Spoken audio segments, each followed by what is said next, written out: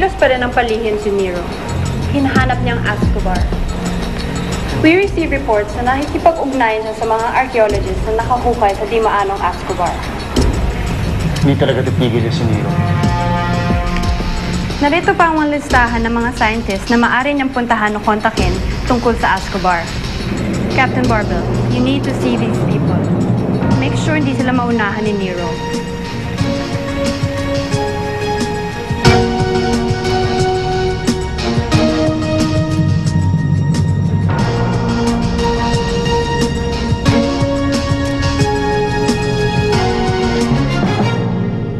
Magnanakaw! Magnanakaw! Tulungan niyo kami! Tulungan niyo kami! Magnanakaw! Saan ka pupunta?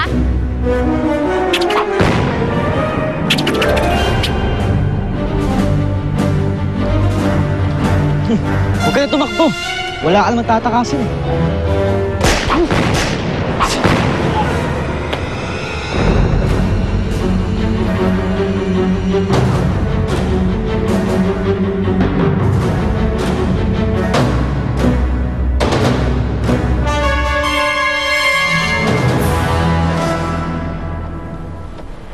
Teacher Althea, may bisita po kayo.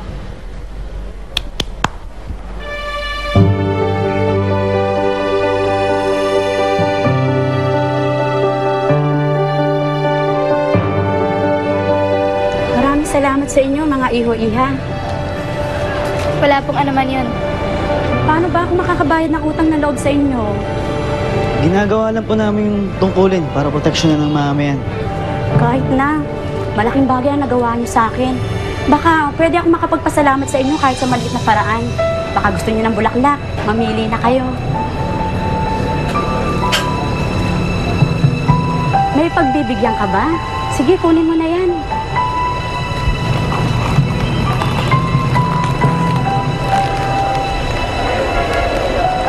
At kanino mo naman ibibigay yan? Para sa kaibigan ko sa school, kay Misha.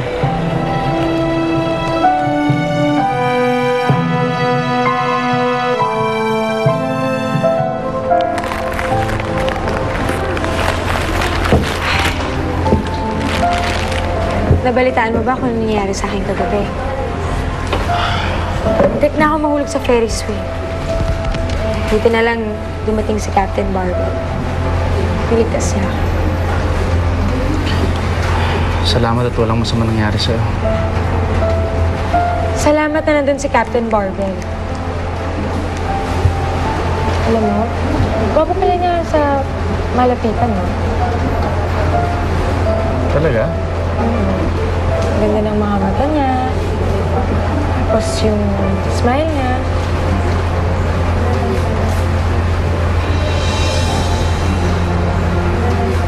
Bakit ka nakangiti?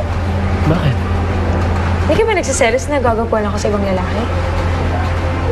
Nagkaselos. Eh, ano naman magagawa ko? Talagang gwapo raw yan si Captain Barbell eh. Ano ka ba? Mas gwapo ka pa rin.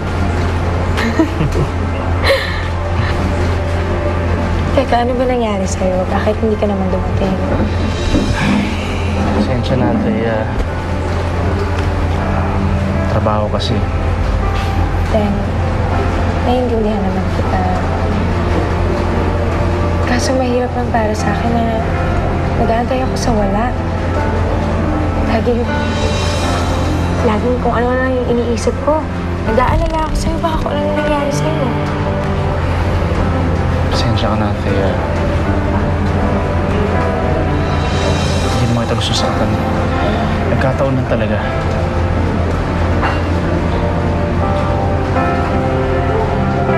Buti na lang hindi ako iniwan ni Gregor.